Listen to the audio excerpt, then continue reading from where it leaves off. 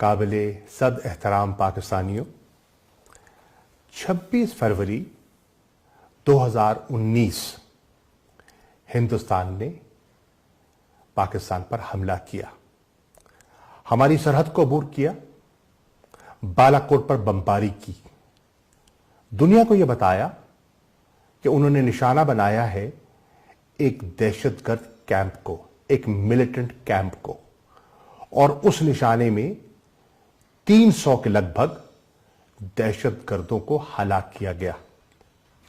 حقائق آج کھل کر دنیا کے سامنے آ چکے، نہ وہاں کوئی ملیٹنٹ کیمپ تھا اور نہ ہی کوئی دہشت گرد مارا گیا۔ یہ ایک ناٹک تھا، یہ ایک ناٹک تھا سیاسی مقاصد کے حصول کے لیے، الیکشنز کی کامیابی کے لیے اور داخلی سیاست میں اپنا کھویا ہوا مقام حاصل کرنے کے لیے یہ ایک پلوامہ کا ناٹک رچایا گیا۔ آج تو حقائق کھل کر سامنے آ گئے۔ اگر آپ جو گوسوامی کی اور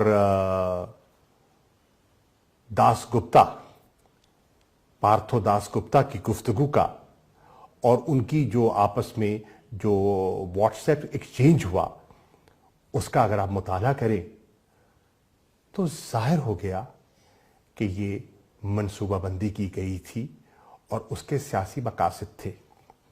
بہرنو پاکستان نے آج 27 فروری کو ایک نپاتولا باوقار جواب دیا۔ ہم کشیدگی بڑھانا نہیں چاہتے تھے، ہم صرف دنیا کو یہ باور کرنا چاہتے تھے کہ ہم میں عزم بھی ہے، ہم اپنے دفاع کی صلاحیت بھی رکھتے ہیں، اور اگر ہندوستان نے کوئی مس ایڈوینچر کیا تو اس کو منہ توڑ جواب دینے کی ہم صلاحیت رکھتے ہیں۔ ہم نے اپنی سرحدوں کا دفاع کیا، ہم نے اپنی خود مختاری کا دفاع کیا، لیکن ہم نے کوشش کی کہ کوئی جانی نقصان نہ ہو۔ ہم نے ان کے 2 جہاز گرائے اور ایک جو ان کا پائلٹ جو ہمارے قبضے میں آیا، ہم نے فی الفور ایک خیر سگالی کے جیسچر کے طور پر ہم نے اس کو رہا کیا، اور اس کو دنیا نے اپریشیٹ کیا۔ دنیا آج سمجھتی ہے کہ پاکستان امن کا خواہش مند ہے۔ آپ جانتے ہیں کہ جب تحریک انصاف کی حکومت معرض وجود میں آتی ہے تو عمران خان صاحب کا، وزیر اعظم پاکستان کا پہلا بیان کیا تھا؟ آپ امن کی طرف ایک قدم اٹھائیں، ہم 2 اٹھانے کے لیے تیار ہیں۔ دنیا آج دیکھ رہی ہے کہ افغانستان میں ہمارا کیا رول ہے۔ ہم وہاں کے امن کے اور استحکام کے لیے جو جستجو اور جو کاوش کر رہی ہیں وہ کسی سے ڈھکی چھپی نہیں ہے۔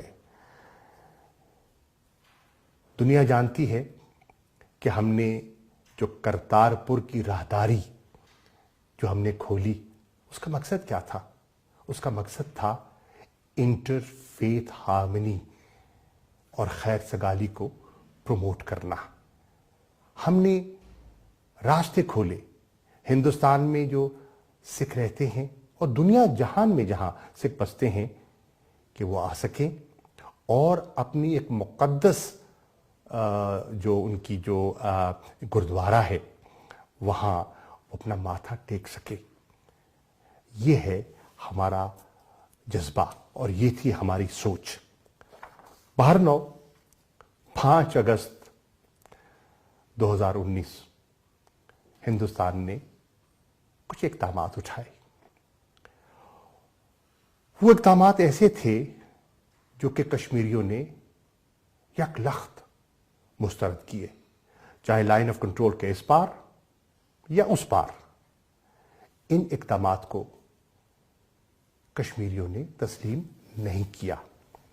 آج سنجیدہ عناصر اس بات پر قائل ہو چکے ہیں کہ وہ اقدامات न सिर्फ गैर कानूनी थे बल्कि एक तरफा भी थे।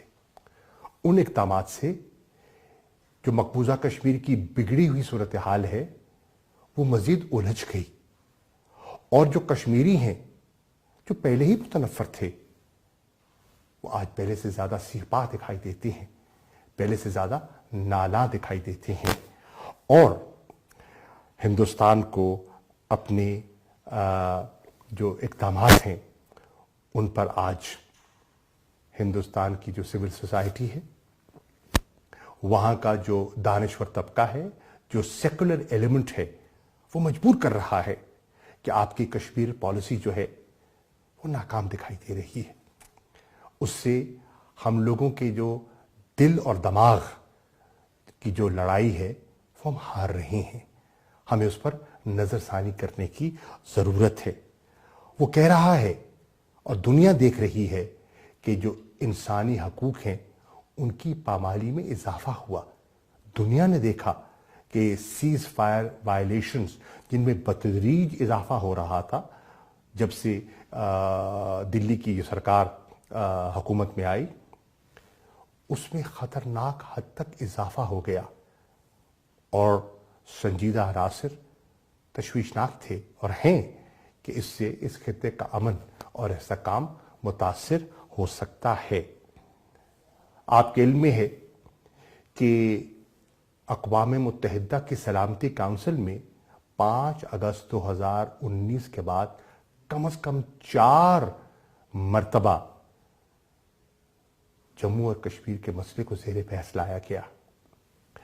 आपके इल्म में है कि सफ़ीर कश्मीर इमरान खान ने अक़वाम मुत्तहिदा की जनरल असम्बली के 74वें और 75वें इजलास 2019 और 20 में कश्मीर का मुकदमा बैन अक़वामी कम्युनिटी के सामने पेश किया। उनके हकूक़ जिस तरह पामाल हो रहे थे उनकी निशानदेही की।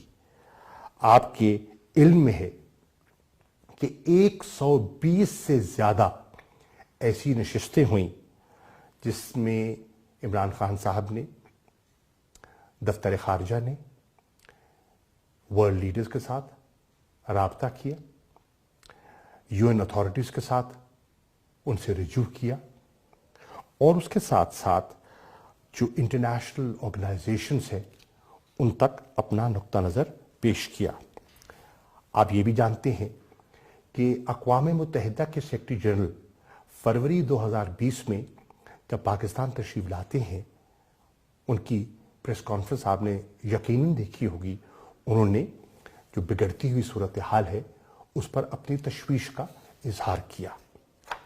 आपके इल्म में है कि जिनीवा में जो अक़वाम मुत्तहिदा की ह्यूमन राइट्स कमिश्नर हैं वो 2 रिपोर्ट्स शाया कर चुकी हैं, जून 2018, जुलाई 2019, और हम तवक्को करते हैं कि वो तीसरी रिपोर्ट भी शाया करेंगे जिसमें वो जो ज़मीनी हक़ाइक़ हैं वो दुनिया के सामने रखेंगे।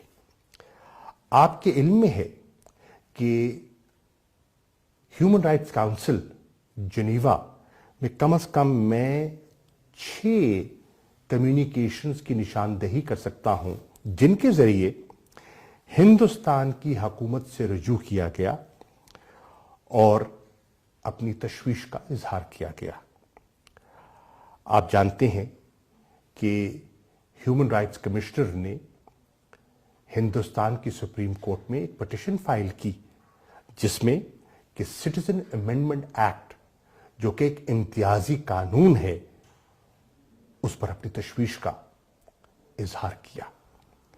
आपके इल्म में है कि OIC के सेक्रेटेरिएट और जो उनका permanent independent permanent human rights commission है उसके बयानात और उनकी तनकीद और एतराज़ात किसी से पोशीदा नहीं हैं। आप जानते हैं कि दुनिया की पार्लियामेंट्स भी इस पर अपनी राय का इजहार कर चुकी हैं। कम से कम 2 करारदादें तो ऐसी हैं जो US कांग्रेस में पेश की गईं और उनमें जो रिस्ट्रिक्शंस हैं जो मकबूजा कश्मीर पर आयद हैं उनको उठाने का मुतालबा किया गया। कम से कम 3 नशिस्तें ऐसी हैं जिसमें कि जो वहाँ इंसानी हकूक को जिस तरह बेदर्दी से पामाल किया जा रहा है उस पर बहस हुई। आपके इल्म में है कि न्यूयॉर्क की जो असेंबली है उसने एक मुत्तफिका करारदाद पास की और कहा कि हर साल 5 फरवरी को हम अमेरिकन कश्मीर डे के तौर पर मुनाकिद करेंगे और कश्मीरियों की जो हक खुद इरादियत की जुस्तजू है उसको उजागर करेंगे। आपके इल्म में है कि बरतानिया की पार्लियामेंट में मकबूजा कश्मीर की सूरत हाल पर बहस हो चुकी है। आपके इल्म में है कि कम से कम 45 मेंबरान पार्लियामेंट ऐसे हैं बरतानिया के पार्लियामेंट के जिन्होंने अक़वाम मुत्तहिदा के सेक्रेटरी जनरल को खत लिखा है, अपने दस्तखतों से खत लिखा है जिसमें कि वो कश्मीर की खुद मुख्तारी और स्टेटस का जिक्र करते हैं। आपके इल्म में है कि कम से कम 15 मेंबरान यूरोपियन पार्लियामेंट ऐसे हैं जिन्होंने यूरोपियन कमीशन के सदर को अपना खत लिखा है और उस खत में उन्होंने जो मकबूजा कश्मीर में जारी लॉकडाउन है उस पर अपनी राय और अपनी तशवीश का इजहार किया है। कौन नहीं जानता कि इंटरनेशनल मीडिया इन 2 सालों में क्या कुछ नहीं लिख चुका। कम से कम 1500 ऐसे आर्टिकल्स हैं, ऑपेड्स हैं, न्यूज़ रिपोर्ट्स हैं जिनकी मैं निशानदेही कर सकता हूं जिसमें कि हिंदुस्तान की जो वहाँ मकबूजा कश्मीर में पॉलिसीज़ हैं उन पर नुक्ताचीनी की गई है। 90% जो स्टोरीज इंटरनेशनल मीडिया में शाये हुई हैं वो हिंदुस्तान के इक़दामात पर क्रिटिकल हैं, उन पर तनकीद कर रही हैं। और आज आप देख रहे हैं कि एक ऐसी फिजा जन्म ले रही है जो हिंदुस्तान की मौजूदा सरकार को मजबूर कर रही है कि वो अपने इक़दामात पर और अपनी पॉलिसीज पर नजरसानी करें। और कौम ने देखा कि हिंदुस्तान के जो डीजीएमओ हैं वो पाकिस्तान के डीजीएमओ से हॉटलाइन के जरिए मुखातिब होते हैं और एक अच्छे माहौल में जो गुफ्तगू होती है उस पर इस बात का इयादा करते हैं कि जो 2003 का जो हमारा सीज फायर एग्रीमेंट था वो हिंदुस्तान और पाकिस्तान के कॉन्फिडेंस बिल्डिंग मेजर में से अहम तरीन एक सीबीएम था।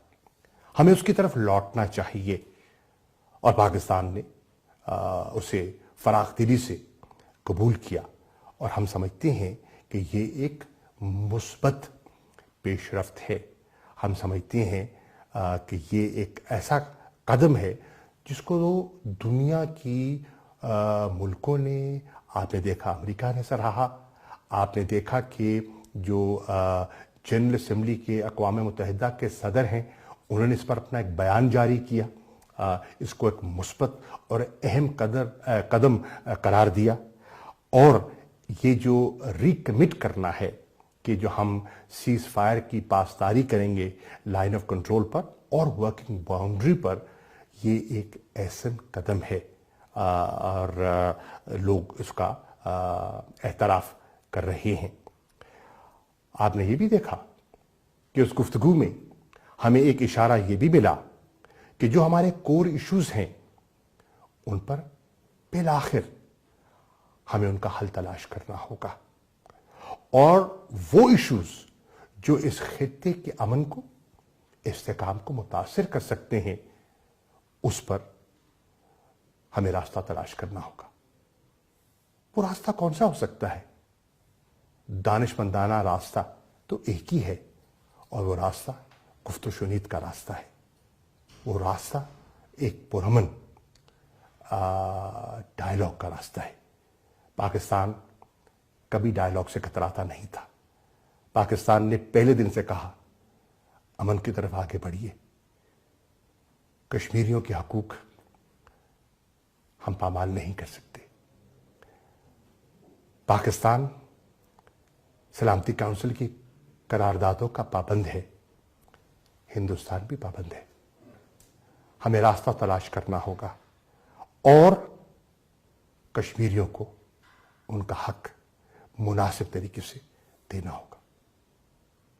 میں قوم کو بتانا چاہتا ہوں کہ پاکستانی قوم امن کو ترجیح دیتی ہے۔ ہمارے جارحانہ عزائم نہ تھے نہ ہیں، لیکن اگر ہم پر جارحیت کی گئی، اگر بالا کوٹ دہرایا گیا، تو یہ قوم اپنا دفاع کرنا جانتی ہے۔ پاکستان زندہ باد۔